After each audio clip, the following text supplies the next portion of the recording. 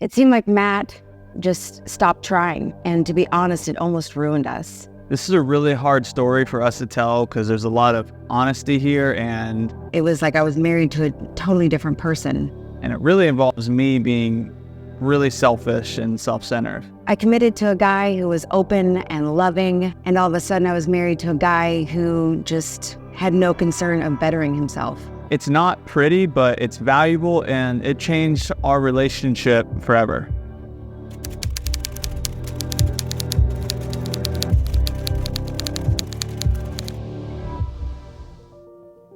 When Matt and I met, right away, he told me he was sober, and to be honest, it was almost intimidating. It was self-inflicted fear. I didn't want to feel pressure if I wanted to have a glass of champagne at a wedding or judged if I went out with the girls. But he was so spiritually sound that there was never that pressure on me or conflict. He had his humble, loving way of doing life, and in the same regards, he gave me my space to live mine.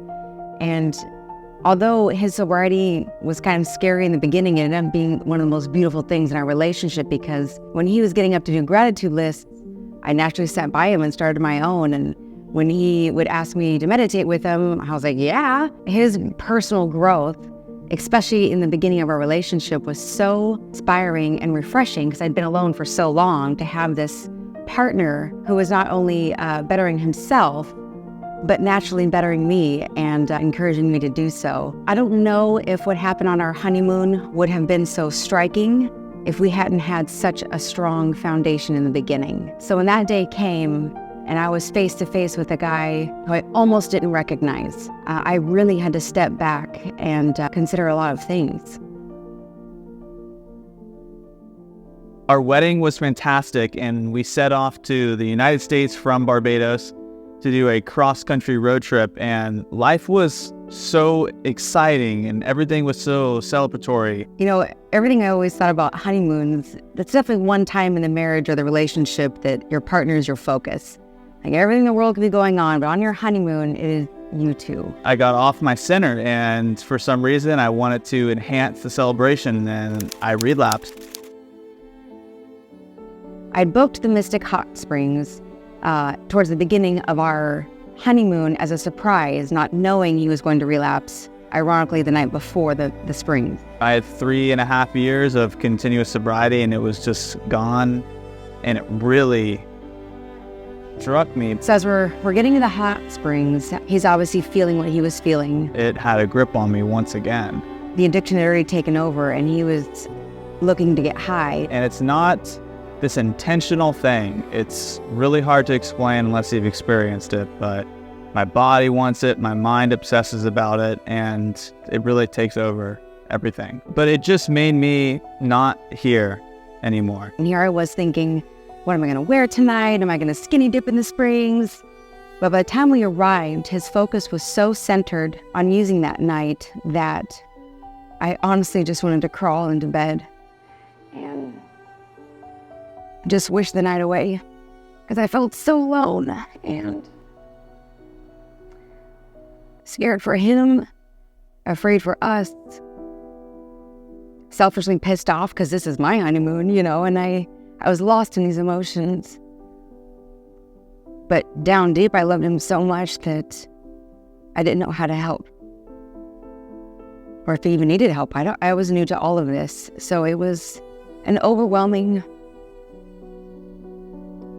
feeling to have just days after the best day of your life.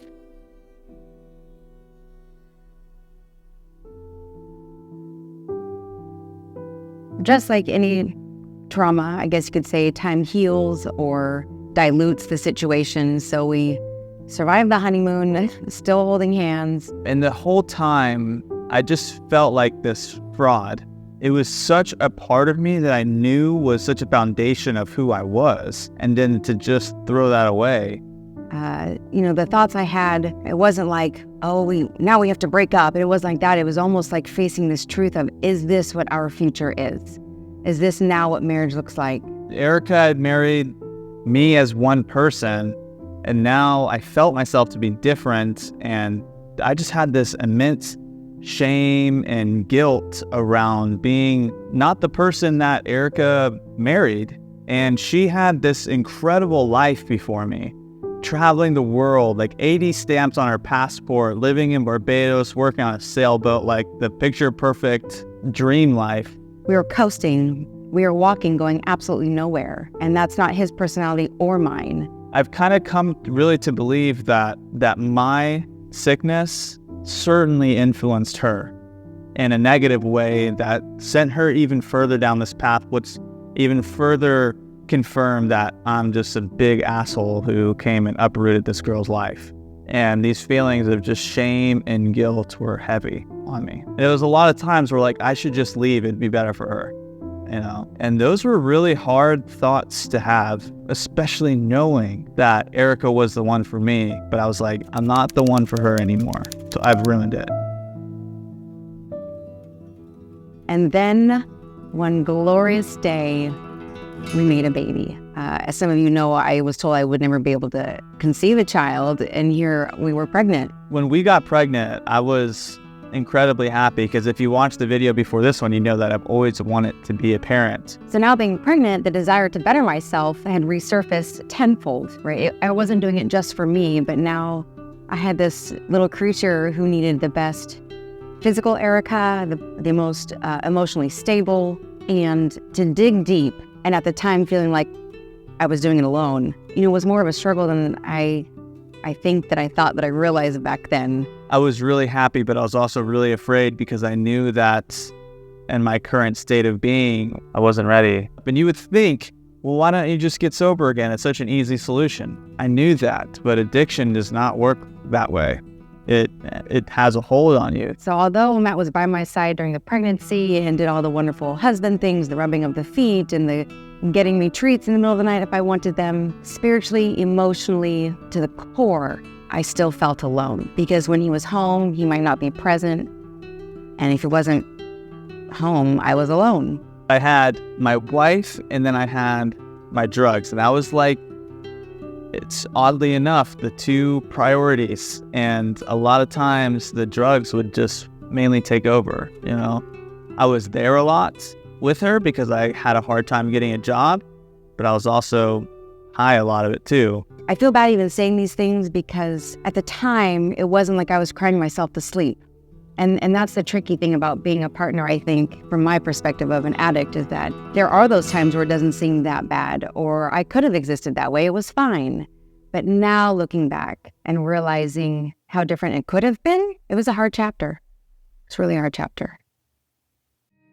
And one of the big turning points for me was we had our daughter and we had this little baby, and here I was still using. There was a part of me that thought, okay, well, when she's born, maybe I'll stop. But I didn't, not yet. And that would just further just set me down this spiral of like, okay, I'm having a hard time making money. Everything that I'm doing, I feel like I'm just running on a treadmill going nowhere. All these things were just coming down on me. My emotions were heavy. We'll say this for another video, explain this even more, but we got a bus and we were building this bus out and we had no money at all and things were just hard. I've always had a fear of being that pushy girlfriend or the bitchy wife. And so my fears kept me silent. And I don't think that helped the situation at all. Like we were in this spot where life for me and Erica was so low. And I always knew the whole time that all I needed to do was get sober again and all this would change. But yet I wouldn't. But the day came where I was like, you know what? I'm ready for it. I can't live like this any longer. I'm just sick and tired of being sick and tired. I just said, F you, Matt. Stop being an effing idiot and go get sober again. And I did. And it was extremely humbling. And I cried and cried and cried. And I just surrendered. So Matt comes home one day and says, that's it. I'm done. I'm done with it all. I'm 100% sober. And our life changed instantly. I mean, it was just insane how life just went from this bleak place to just totally doing a 360. To me, it was like God said, okay, look, you finally surrendered. Now you're ready for all the stuff that I've been kind of holding for you. He just went, and just like dropped it on our heads. And it just, from all that time of me not bettering myself, and this is the lesson of this video, is that if we are not working on ourselves individually, the relationship will fail. Like the title said, I stopped trying, and our relationship was going to fail if I didn't start exactly when I did. I started working on myself hardcore, like a lot, because there was a lot of work to be done. And through that, it started to influence Erica again to get back on her own path. We have a super connective, strong partnership because we had two people, him and I, that were now working on ourselves independently, who could come together and have a loving conversation, even if it wasn't easy. And that was the biggest difference that I saw in our relationship. And that's inspiring. It inspires me to continue to be better because we now know how sucky it is when it's not this way. Knowing what we have now and seeing what we went through, I am so thankful that we never gave up on each other. We were able to heal and now come back as just like a power couple. I don't know what we'd look like today if this wonderful occurrence didn't happen. So now that our good and dirty laundry is out there, we're going to be focusing on sharing our stories and sharing our experience, strength, and hope through video to give people maybe the tools that they need to get through certain moments, or to hear our stories and experience and be like, that's what I need to do, you know? Because we're not perfect, but I think by all of us sharing that imperfectness, we can kind of realize and relate to each other and help each other out in this world. So if this video helped you, or if you know somebody who it could be helpful for, share it, like, subscribe. That helps us and motivates us to keep doing this kind of content. But ultimately, I hope that it helps somebody.